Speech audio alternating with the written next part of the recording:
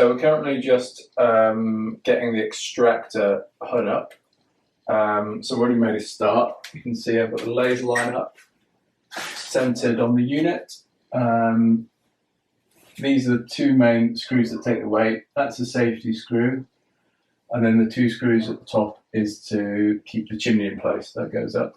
You can also see, just have to quickly chisel out the cable to lift it up because it was a little bit in the way based on where we're setting the height for it. So I'm just going to screw the bracket in for the chimney part, and then we can test it.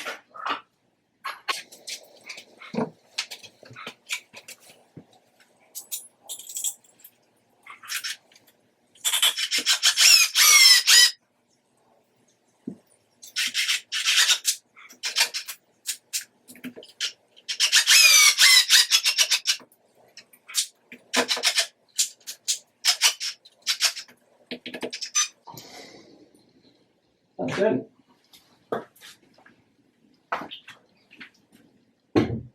Now let's quickly try it in place.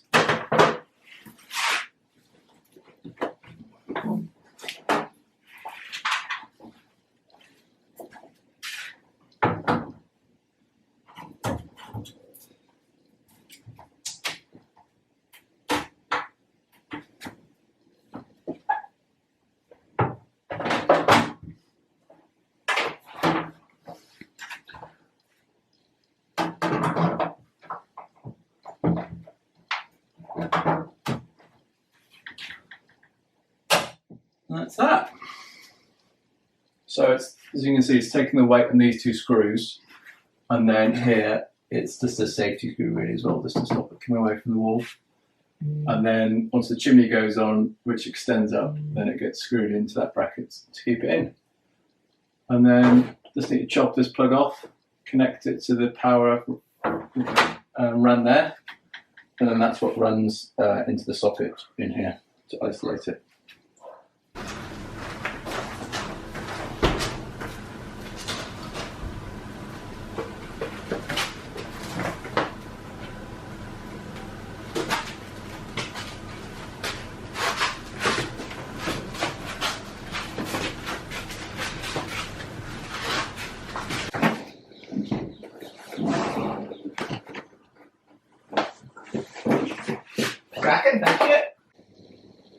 We are T-minus, maths isn't great, 12 to 18 hours before worktop installation.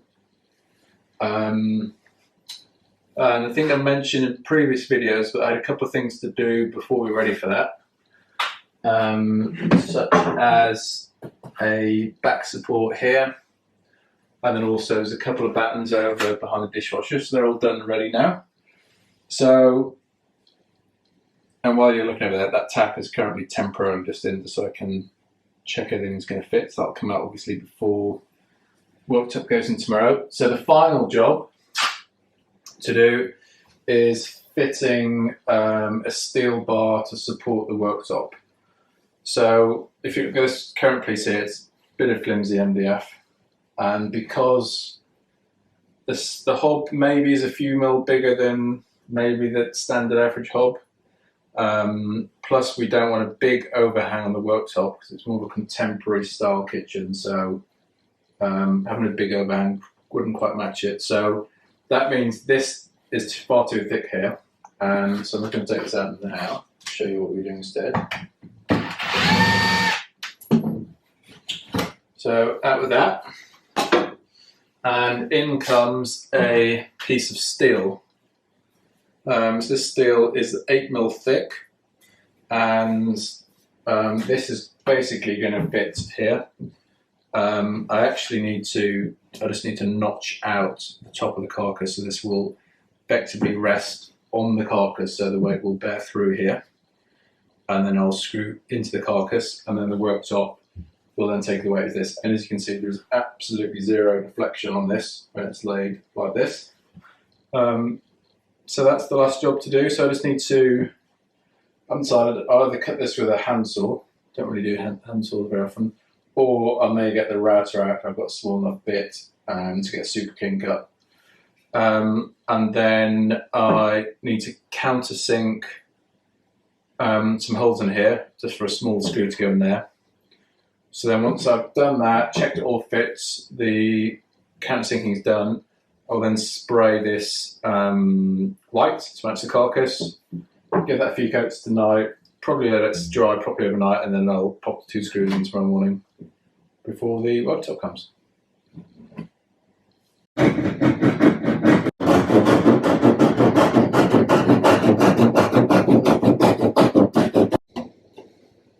So bad news, couldn't find a router bit small enough, so I've had to resort to a saw. Obviously not just any saw.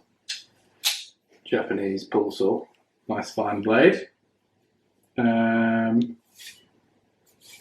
Also, it actually is a legit Japanese saw, because it even says it's the avoidance of doubt, made in Japan. So I've just done one there. It's actually quite a nice cut. So let's just actually check that fits in snug. It's only overhanging because I haven't done this end yet. That looks pretty perfect. So the other end. And actually this is slightly longer than it needs to be, but it can actually fly out behind the corner post here, so we can make sure it's nice and flush here. And obviously there's a decorative end panel that will cover all of this side. So quickly get the other side.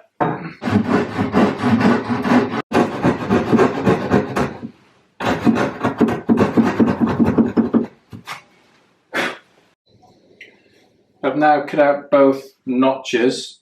This one took approximately 30 seconds to a minute. This one has taken me 10 minutes. Simply because obviously cutting down was fine. I could just cut in here. Cutting this way, very easy. Could not do that on this side because of the corner post in this cabinet. So just spent 5-10 minutes with the chisel, and anyway, it's done. So, quick test. So you can make that flush there, and then this, I got this from a local steel fabricator, so it's not exactly, this cabinet is, this is 1,000 millimeters wide. So if you just look over there, so on this side you can see it's a few millimeters longer, but it doesn't matter because it just goes out. So there's a bit of flex in the cabinet at the minute, so I just need to make sure once I screw it in, I set this cabinet so it is the right width, and that will lock it in place, and then that's ready to now take the weight of the worktop. So where the guy cut this in his workshop, the ends are a bit rough, so it's not quite smooth, so I'm just going to smooth that with the angle grinder before fitting it, and then he's obviously probably dropped it in his workshop. There's a bit of a bulge here, so I just need to grind that smooth so it's nice and level for the worktop. So I'll quickly do that with the grinder now.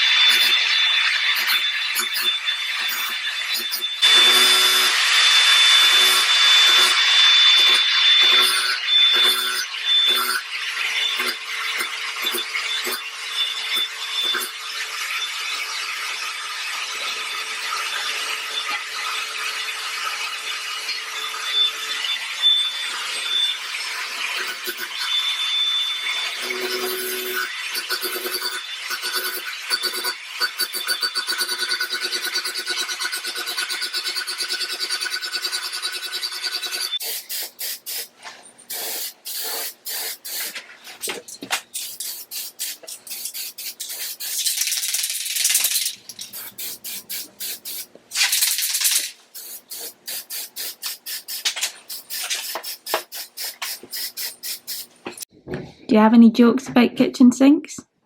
I could repeat the lame joke you've just said.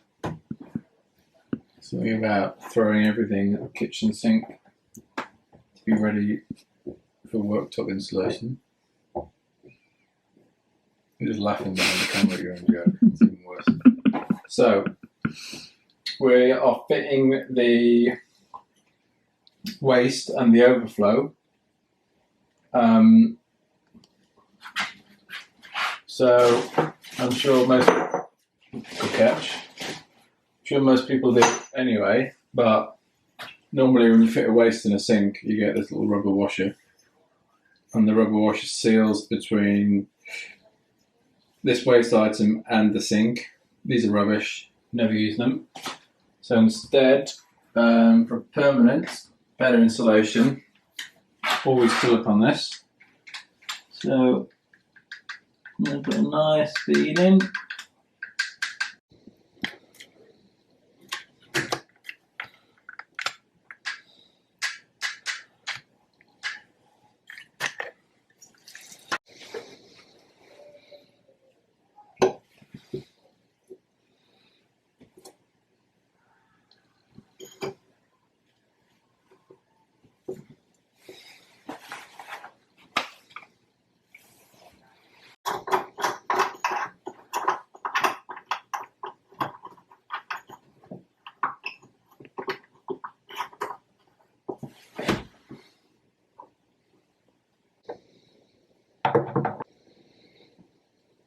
It's one of those conundrums, how tight do you tighten it?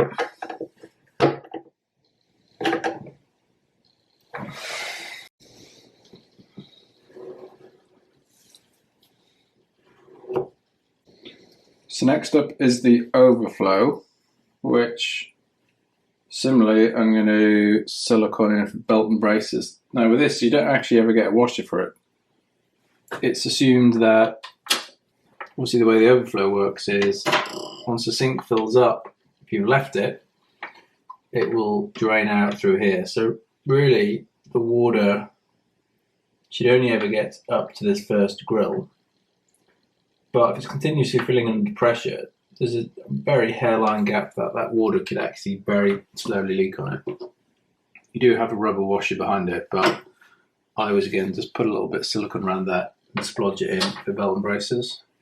Can be messy, but if you just put a bit of tape on first, that will stop that happening.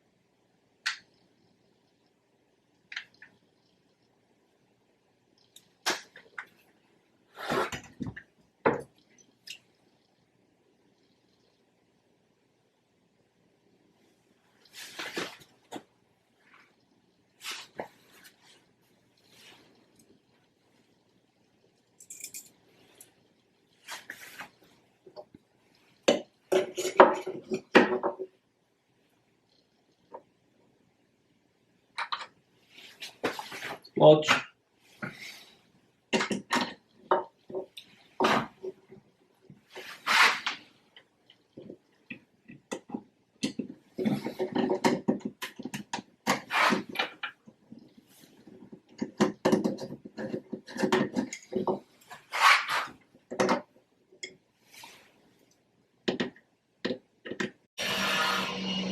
Worktops are being installed. Just temporarily in at the minute. I'm just preparing the joint here. But so far so good. This is what you ordered, right? I'm going to need a yes. Is this what you ordered? Yes. Excellent. So the metal bar is in now. It's fresh from its 4 coats of spray painting last night. Notched, screwed in. Fitter seemed very happy with it. So all proceeding to plan. So worktops are in. This side is fully in, upstands, all the joints are siliconed. The hob is also in, which is nice. So this section is largely getting there. Also got a piece of quartz on the windowsill, which you didn't know about was happening, did you? That was quite a surprise for you. So that's in. And then if you just look in here, And then I didn't show you before the worktop went in, but if you just look up in there, all of the electrics are done. Extractor, boiler, plinth heater and the hob. And then if you just peep in the corner, right in the corner, the receiver unit for the wireless thermostat is just lurking there. So hob's all on, working, checked electrics, everything's fine on that. Except I don't know how to use it yet. That's off. Extractor is also working. So I haven't put the chimney in yet because this one is going to recirculate internally in the room. So I'm just waiting for the kit to come before fitting the chimney. But otherwise that's pretty much done. So the only thing left to do over here really now is boxing in these pipes and the end panel here. And we'll probably use some offcuts of end panel to box that in as tidy as possible. And that's pretty much it for this side. A top tip, after silicone has been done, it is wet for at least several hours until it skins. So you shouldn't poke a finger in it, should you? Twice. Twice you had to do that. So you had to go running outside to the man to get him to come back and touch it up. Anyway, you can't tell that you can actually tell, but not massively tell that your finger ruined that. So this worktop, while it's sitting here, unfortunately the templater measured this one wrong, or put it in the system wrong, because when we came to fit it, realised it was too shallow. So this is sitting where it should be at the front of the unit, and as you can see here, quite a large gap at the back. Now we could have got away with this because the upstand does cover this, but because this is an open unit at the back, this would be an unacceptable gap obviously to see. You can only really have a couple of mil gap where it gets silicone similar on that side. So had this happened to have an end tall unit, would have got away with it, but so unfortunately we have to wait a few days to get a whole replacement piece, which is a bit annoying because it means I can't really progress too much of the sink and tap. But one of those things. So this is my kitchen pull handle jig. So this is adjustable in many different ways. You can have one hole, you can have two holes.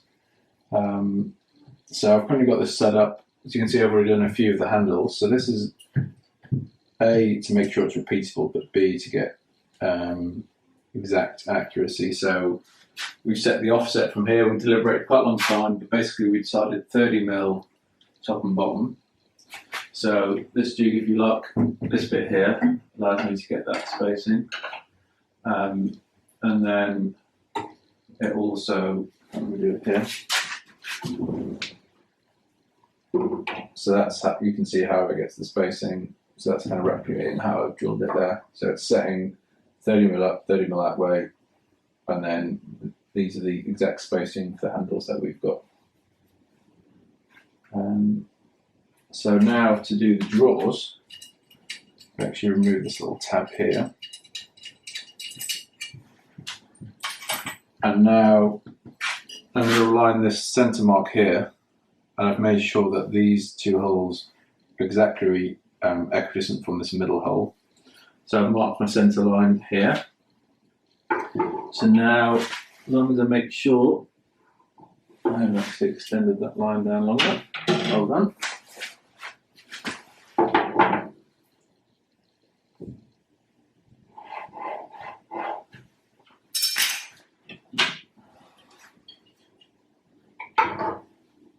Now I've got exact mark centre line. So that's now up front.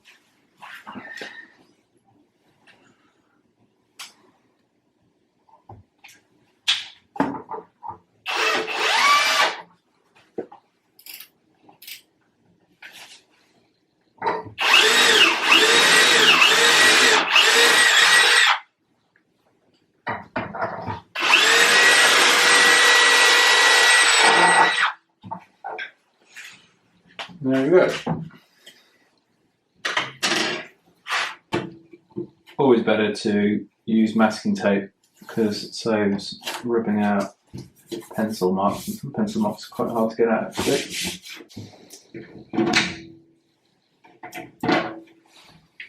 I'm going to be lazy and use my drill.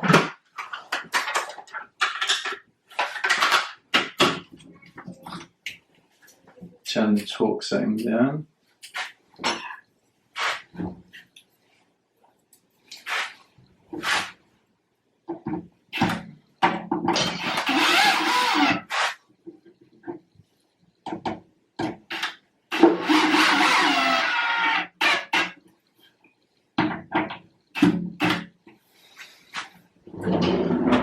There we go, handle done, very quick. This unit is now what I'd call done. Previously it was done, but now it's done.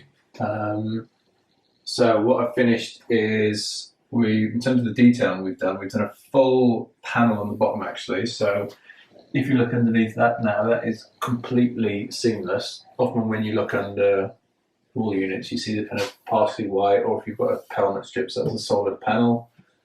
Then we've done a full end panel, flush with that, flush the ceiling, and then we decided detail at the top would be better if it was flat. So that's all done now. So here, this has now been detailed out. End panel, similar detail on the bottom. Although if you look under this, it's still got the cutout for the boiler controls and to let some air out. But I've done as much as I can with the end panel material. So if you do look, it is still quite tidy. And then again on the top, a flat piece of material to tie it all off.